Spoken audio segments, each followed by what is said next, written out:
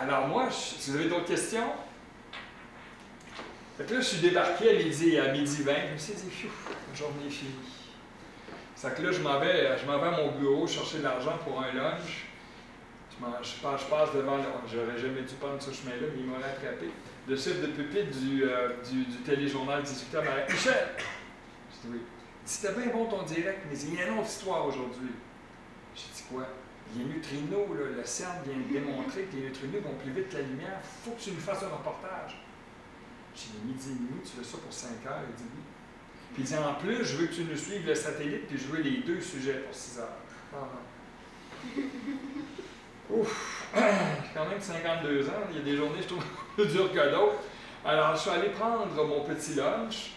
Et de retour, après avoir mangé à 1h, donc ça me donnait une fenêtre qui était relativement courte. Je suis monté en haut, encore à découverte. On dit découverte me suit tout le temps. Parce que j'ai eu la chance, dans le passé encore à découverte, à suivre les chercheurs qui ont tenté de mesurer la masse manquante de l'univers dans le grand observatoire de neutrinos dans la mine de cuivre de Sudbury. Alors, je ne sais pas si vous avez vu True Story. Est-ce qu'il y en a qui ont vu True Story? Bon, ben c'est cette mine-là, cette pauvre mine, sombre mine, où je suis descendu, là, tout costumé, là, puis on descend dans le fond du trou. Et là, on marche, un demi-kilomètre, fait noir, on voit les grosses machines, on voit les gars travailler. Soudainement, au fond d'un corridor, il y a une porte blanche. Le blanc dans une mine, c'est très rare. Alors là, on entre. Et là, on se déshabille, on prend une douche et on revêt des vêtements tout blancs. Et là, il y a une grande porte qui s'ouvre et là, on rentre dans un immense laboratoire scientifique tout blanc. Et eux, leur défi, c'est la poussière, vous comprendrez bien. Là, j'ai eu la chance de passer une journée avec les chercheurs pour essayer de... Alors, les événements de neutrinos, je connais ça, je connais un peu la problématique, ce qui m'est... Alors, je suis monté en haut, je suis allé chercher... mon reportage, je suis descendu en bas et là, je me suis assis avec... il y a une personne qui s'occupe de l'international à Radio-Canada. Et on a regardé qu'est-ce qui existait parce que là, j'ai pas beaucoup de temps, ils veulent un reportage. Alors, je me sens, j'ai dit oui, j'ai mes images. Allons voir ce qui existe dans le monde. Alors, il y avait Antenne 2 qui avait fait un petit reportage de 2 minutes. Et là, je vous parle vraiment de la mécanique de faire de la télévision. Ça coûte cher. C'est des centaines de dollars la seconde quand vous prenez des images d'Antenne 2. Eux, ils ne les donnent pas. Par contre, Radio-Canada a des ententes contractuelles annuelles avec Reuters. Et là, on est allé voir Reuters News. Et sur Reuters News, il y avait des images et des extraits d'entrevues disponibles. Alors, j'ai dit bingo, je vais prendre mes images, les images de Reuters, les entrevues, et je vais vous faire un reportage. Donc, je me suis assis et là, j'ai regardé comment eux avaient... Parce qu'il y a plusieurs façons de raconter cette histoire de neutrinos-là. Je ne vais pas prendre beaucoup de temps. Est-ce que je ne suis pas pire dans mon temps? Oui. Bon. Alors, les neutrinos sont ces particules... Au moment où on se parle, il y a des milliards de neutrinos qui passent au travers de la classe. Vous en avez des milliers qui passent à travers vous. Particules que l'on avait mis sur le banc des accusés dans les années 90-2000 comme étant peut-être la masse manquante de l'univers. Parce que dans les grandes théories sur l'univers, il nous manquerait un bon 80-90% de la masse selon les équations. Alors on cherche. Là, c'est le boson de Higgs actuellement au CERN qui est la particule cible, mais dans les années où moi je suis allé, c'était véritablement le neutrino. Alors, on a découvert que non, ce n'était pas la masse manquante. Ça n'avait pas de masse, cette affaire-là, mais il y en a tellement que ça veut dire qu'on additionne tous les neutrinos de l'univers, peut-être que c'est ça qui nous manque. Mais ce n'est pas ça. Alors, je pouvais commencer, parce que n'oubliez pas que j'ai 1 minute 50 secondes pour raconter des neutrinos plus vite que la lumière. Est-ce que vous allumez? C'est court en tabarnouche. C'est presque rien. C'est aussi vite que la vitesse de la lumière, tant qu'à moi. Je peux commencer par raconter l'histoire des neutrinos. Vous avez vu comment ça a pris de temps? Pfiou.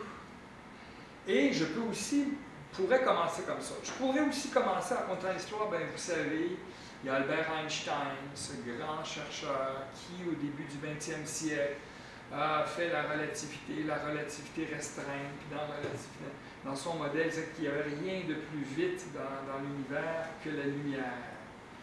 Et là, soudainement, des chercheurs arrivent à prouver que non, on est capable de mesurer des particules qui vont plus vite que ça. Ou j'aurais pu commencer par la nouvelle. Monsieur le chercheur vient de découvrir ça, une clip de lui. Et là, il faut que tu regardes dans les 3 choix que j'avais à moi, qu'est-ce que je pouvais raconter. Je ne vous le dirai pas parce que là, je vois les punch.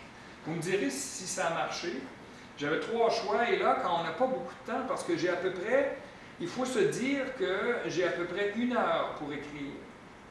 Parce qu'après ça, il faut que je passe avec mon texte. Là, je prends mon texte, là, vous autres, vous ne connaissez pas ça. Là, vous êtes fiers, là, en 1 heure, vous avez écrit un texte qui va être lu en 2 minutes. Et là, vous allez voir ce qu'on appelle un vetteur.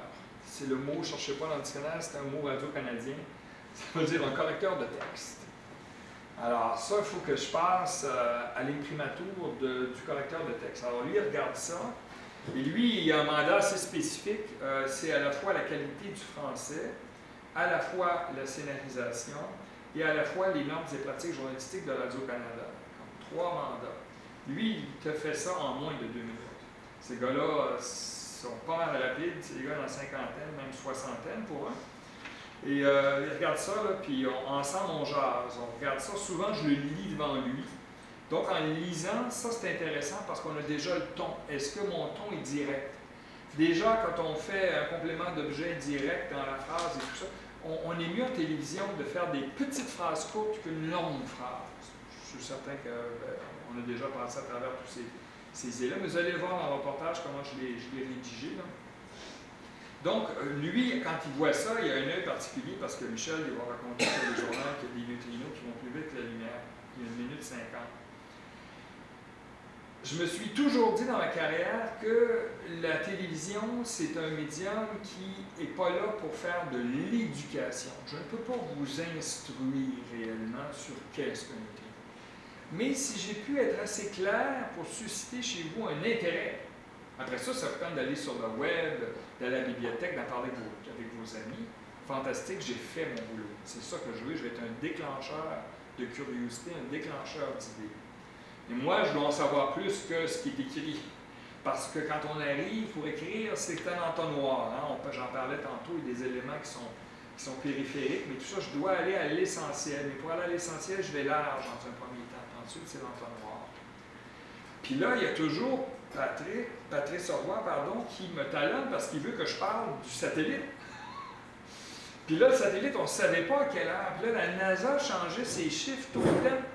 C'était comme, il va tomber dans 1 heure. Non, on s'excuse à cause des vents solaires, des éruptions solaires. Ça a un impact sur sa position. Puis là, il commence à faire des culbutes, puis il ne se désintègre pas aussi vite qu'on pensait. Puis on ne sait plus...